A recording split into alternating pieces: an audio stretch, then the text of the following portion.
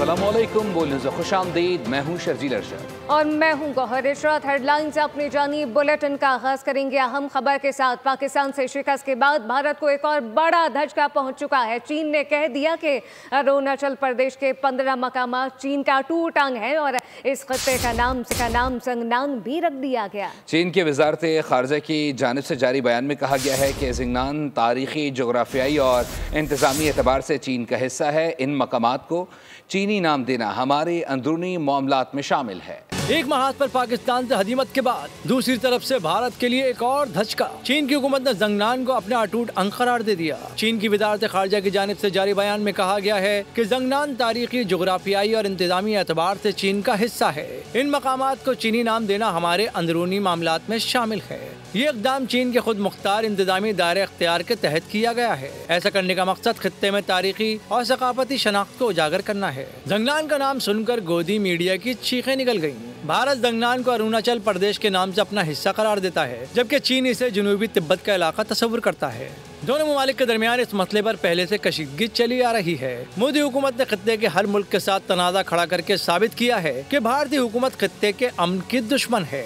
Modi operation सिंदूर पर इत्तेहादियों की हिमायत हासिल करने में मुकम्मल तौर पर नाकाम हो चुका है। भारतीय मीडिया ने आलमी सतह पर भारत के तनहा होने का एतराफ़ कर लिया। भारतीय अखबार इंडिया टुडे ने लिखा कि अमेरिका, जापान, ऑस्ट्रेलिया ने ऑपरेशन सिंदूर की हिमायत नहीं की है। इंडियन एक्सप्रेस ने भी मोदी की नाकामी का भांडा फोड़ दिया है, जबकि लिखा गया कि तीनों ममालिक ने पहलगाम वाक़े पर भी पाकिस्तान के खिलाफ बयान जारी नहीं किया। भारत की सिफारती तन्हाई और ऑपरेशन सिंदूर की नाकामी। भारतीय अखबार के मोदी की नाकामी के चशमकुशा इंकिशाफात। भारतीय अखबार इंडिया टुडे ने लिखा कि अमेरिका, जापान, ऑस्ट्रेलिया ने ऑपरेशन सिंदूर की हिमायत नहीं की। ऑपरेशन सिंदूर के दौरान क्वाड इत्तेहादी गायब हो गए। सदर ट्रंप ने भारत को ऑपरेशन सिंदूर का क्रेडिट तक ना लेने दिया। इंडियन एक्सप्रेस के मुताबिक ऑपरेशन सिंदूर के दौरान भारत को किसी पड़ोसी मुल्क की हिमायत हासिल ना हो सकी। रूस और ग्लोबल साउथ ने भी गैर जानिबदारी इख्तियार की। यूरोपीय यूनियन के साथ भी भारत की सिफारती कशीदगी जाहिर हो गई। रूस की बेरुखी ने भारतीय खारजा पॉलिसी की कमजोरियों को बेनकाब कर दिया। अमरीकी सालिसी के बाद भारत की क़यादत मायूस हो गई। ट्रंप ने जंग ना रुकने की सूरत में तिजारत बंद करने की धमकी दी। ट्रंप ने भारत की कार्रवाई को जारहियत करार दिया। ऑपरेशन सिंदूर पर आलमी सतह पर शुकूक व शुबहात उभरने लगे। भारतीय कार्रवाइयों पर इंसानी हुकूक की तंजीमों की मजम्मत आई। पाकिस्तान ने अपनी एटमी सलाहियत मौसर अंदाज में मनवा ली। और मोदी की नाकिस खारजा पॉलिसी भारत को तनहा कर गई। खित्ते के तमाम मुल्क भारत से दूर होते जा रहे हैं। हुकूमती नाअहली के सबब अब तक कितने ममालिक से ताल्लुकात बिगाड़े जा चुके हैं, भारतीय तज्जियाकार ने सब बता दिया। नाज़रीन, भारत को पाकिस्तान से बड़ी मार पड़ चुकी है और मोदी जी भारतीय अवाम से झूठ बोलने में मसरूफ दिखाई देते हैं। राफेल गिरे, हमारा दिफाई सिस्टम तबाह हुआ और गोदी मीडिया झूठ का प्रचार करता दिखाई दिया। भारतीय अवाम मोदी सरकार पर बरस पड़ी है। कहा कि इलेक्शन के बाद कभी पुलवामा हो जाता है, कभी पहलगाम कर लिया जाता है।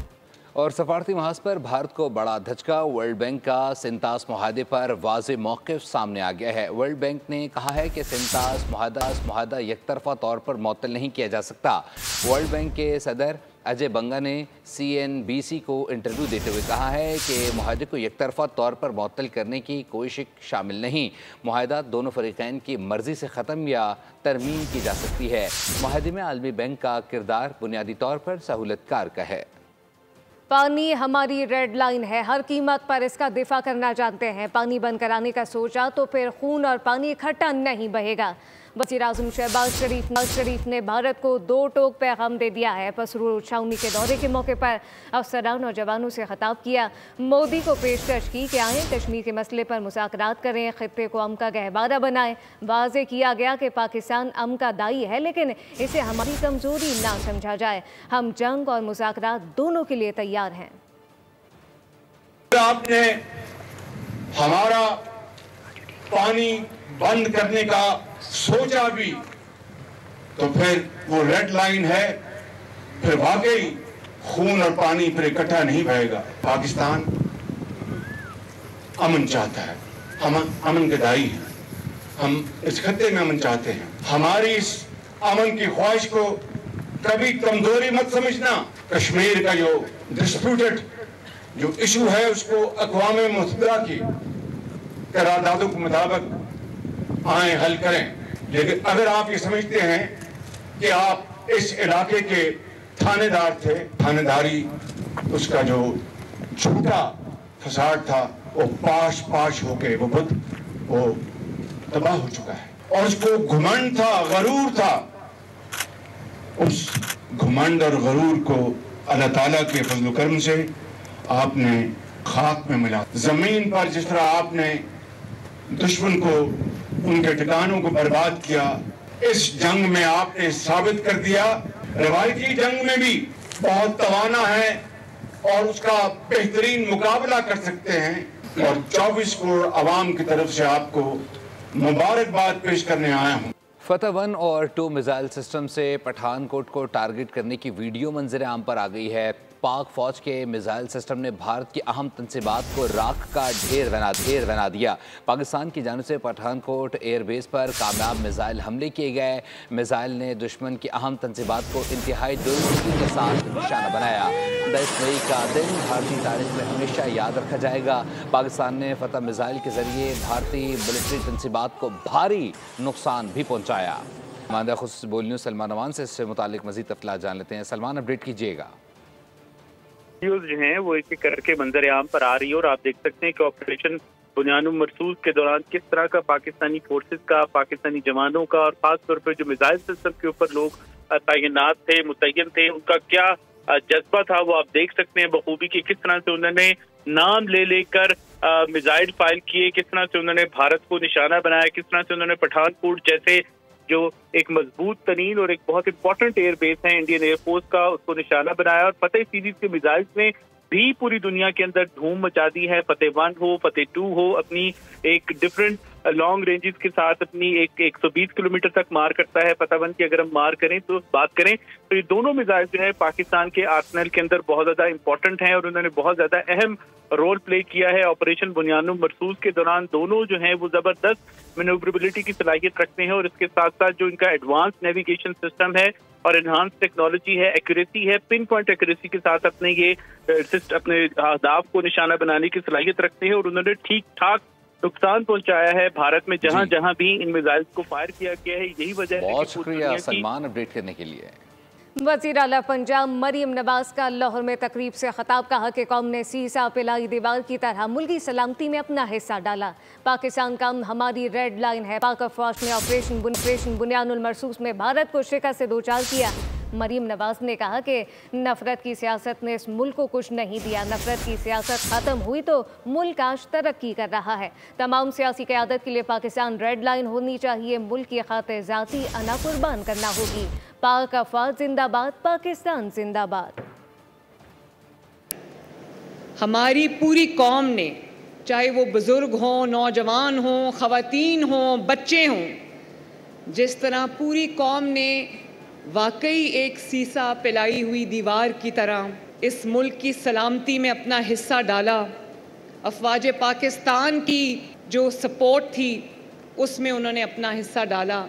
इस मुल्क ने जिस तरह दुश्मन को झूल चटाई, ये अल्लाह ताला की मदद के बगैर नहीं हो सकता था। मुझे इस कौम पर बहुत फ़ख्र है। आप सबको बहुत बहुत मुबारक हो। नफ़रत की सियासत ने वैसे भी इस मुल्क को कुछ नहीं दिया। अब नफ़रत की सियासत ख़त्म हुई है तो आप देखो कि मुल्क कितना तरक्की कर रहा है। इस जंग की फ़तह के बाद, इस अजीम फ़तह के बाद आज दुनिया ये कहने पे मजबूर हो गई है कि पाकिस्तान न सिर्फ एक मजबूत बल्कि ताकतवर मुल्क के तौर पे वो उभर रहा है, अल्हम्दुलिल्लाह। और भिंडी खाने वाले पिंडी वालों से पंगा ना लें, गवर्नर सिंध ने मोदी सरकार को खबरदार कर दिया। कामरान टिसोरी कहते हैं कि सुना है भारतीय वज़ीर आज़म इन दिनों चाय में अचार डालकर पी रहे हैं। मार्का बुनियानुल मरसूस में शोहदा को खराज अक़ीदत पेश करने के लिए यादगार का संग बुनियाद रख दिया। कामरान टिसोरी ने कहा, फ़ौज पाकिस्तान ने एक बार फिर साबित किया कि मुल्क के दिफा मजबूत हाथों में है। मैंने भी कहा है और आज भी कह रहा हूँ, भिंडी खाने वालों पिंडी से पंगा ना लेना। अब तो सुना है कि मोदी साहब को चाय में अचार डाल के पीना पड़ रहा है। बुनियाने मरसूस का नाम दिया गया, और इसमें जितने सिविलियंस शहीद हुए, बच्चे, खवातीन और हमारी फोर्सेस के जवान, उनकी यादगारी दीवार आज मैंने उसका संगे बुनियाद इस गवर्नर हाउस में रखा है। अब हमारी अफवाज ने ये बता दिया है कि इस मुल्क का दिफा मजबूत और मजबूत हाथों में है। अमीर जमात इस्लामी ने इसराइली वज़ीर आज़म की फौरी गिरफ्तारी का मुतालबा कर दिया है। हाफिज नईमुर रहमान कहते हैं कि गजा में नेतन्याहू ने जुल्म का बाजार गर्म कर रखा है और रोकने वाला कोई नहीं। इसराइली जेलों में भी फ़लस्तीनियों से इंतहाई गैर इंसानी सलूक किया जा रहा है। ऐसे में हमास और फ़लस्तीनी साबित कदमी का मुजाहरा कर रहे हैं। भारतीय पाकिस्तान के हाथों इबरतनाक शिकस्त, अंदर से आवाज़ें उठना शुरू हो गई हैं। भारत के सीनियर सहाफ़ी रवीश कुमार ने सब कुछ बता दिया। अपने व्लॉग में कहा कि अगर भारत जीता है तो जीत का जश्न कहाँ है। पहलगाम हमले के बाद बदला लेने का जज्बा था, सीज़ फायर के बाद ये सब कहाँ गायब हो गया। मार्का बुनियानुल मरसूस ने अमकीले मसला कश्मीर को मौसर अंदाज में उजागर कर दिया है। भारत ने पाकिस्तान में मसाजिद और आम शहरियों के घर तबाह किए। पाक अफवाज ने भारत को मुंह तोड़ जवाब दिया। भारत सीज़फायर पर मजबूर हो गया। पाक फौज के साबिक chief of general staff lieutenant general retired Mohammad Saeed का रूसी नशरियाती इदारे RT को अहम इंटरव्यू कहा कि 78 बरस में कई सीज़फायर हुए लेकिन मसला कश्मीर हल ना हो पाया, जिसके बायस पायदार अब मुमकिन नहीं हो सका। पाकिस्तान ने पहलगाम वाक़े की मसम्मत की और सबूत की बुनियाद पर बात की। पाक फौज ने बैरून मुल्क मुकीम पाकिस्तानियों का सर भी फ़ख्र से बुलंद कर दिया। भारत के खिलाफ फतह का जश्न यूनान और अमरीका में भी मनाया गया। पाकिस्तानियों की खुशी में मकामी अफराद भी शरीक हुए। पाकिस्तान की अस्करी फतह पर यूनान में शानदार तकरीब का इनेकाद हुआ। एथेंस में फिजा पाकिस्तान जिंदाबाद, पाक फौज जिंदाबाद के नारों से गूंजी। पाकिस्तानी कम्युनिटी ने ऑपरेशन बुनियान मरसूस की कामयाबी को भरपूर अंदाज में मनाया। इवेंट का इनेकाद पाकिस्तानी सफारत खाने की जानिब से हुआ। तकरीब में मुख्तलिफ ममालिक के सफारतकारों समेत आला अस्करी नुमाइंदों ने भी शिरकत की। मेहमानों की तवाज़ो पाकिस्तानी खानों से की गई। शुरका ने इलाकाई धुनों को भी सराहा। तकरीब का अख्तिताम केक काट कर किया गया। अमरीका के शहर ह्यूस्टन में भी पाक फौज की जुर्रत को खराज तहसीन पेश करने के लिए पाकिस्तानी इकट्ठे हुए। डेमोक्रेट रहनुमा ताहिर जावेद की जानिब से यौम तशक्कुर की तकरीब का इनेकाद किया गया, जिसमें हजारों पाकिस्तानियों ने शिरकत की। इस मौके पर पाकिस्तानी सफीर रिजवान सईद शेख ने बजरिया वीडियो लिंक शुरका से खिताब किया। तकसीम हिंद से लेकर हालिया पाक भारत कशीदगी तक पेशावर के बुजुर्ग ने कौमी तारीख के सारे अहम वाक़यात देखे। 120 साला फैज़ मोहम्मद बाबा कहते हैं कि माजी की तरह इस बार भी पाक फौज ने कौम का सर फ़ख्र से बुलंद किया। ऑपरेशन बुनियानुल मरसूस की कामयाबी पर फैज़ मोहम्मद खान पाकिस्तान जिंदाबाद और पाक फौज जिंदाबाद के नारे लगाते रहे। कौमी असम्बली का इजलास इस वक्त जारी है। वज़ीर ख़जाना मोहम्मद औरंगज़ेब इस वक्त खिताब कर रहे हैं। This has to be done and this has to be done soonest, और हम इसको पूरी तरह इसको सपोर्ट करेंगे। Foreign financing, PSDP, whatever it takes, this has to be done. Thank you. शुक्रिया। एजाज जखरानी साहब, मैं आपको मौका, एजाज साहब के बाद नवीद कमर साहब, फिर let him do it first, I'll do it after. जी, नवीद कमर साहब का माइक खोलें। Thank you, sir.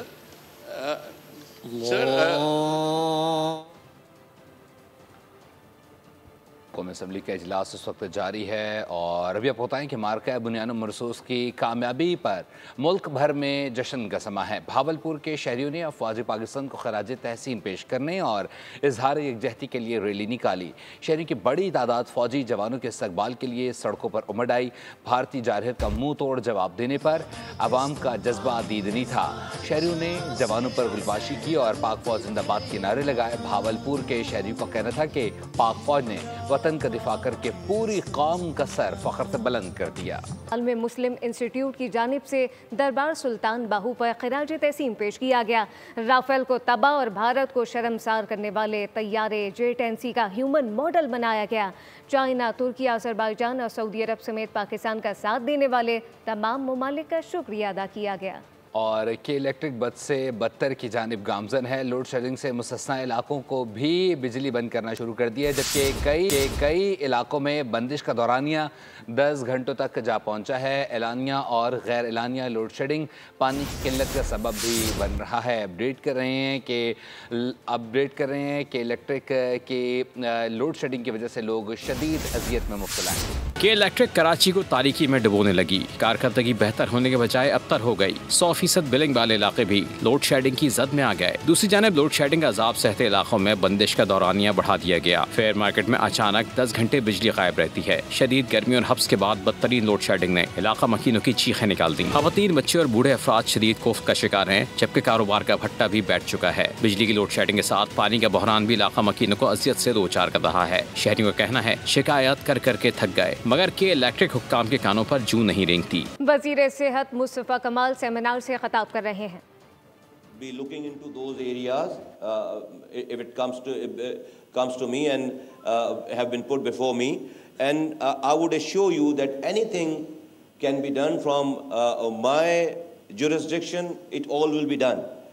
It all we want you to make money out of all these things. As at the end of the day, you are the private entrepreneurs. You want to have some business sense, some economic sense in it, right?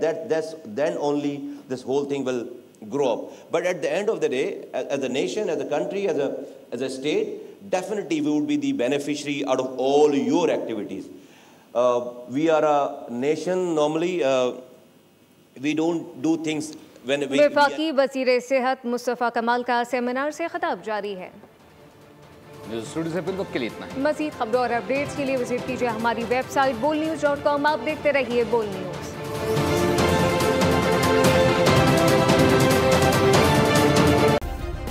Subscribe करें और bell दबाएं ताकि कोई खबर रह न जाए।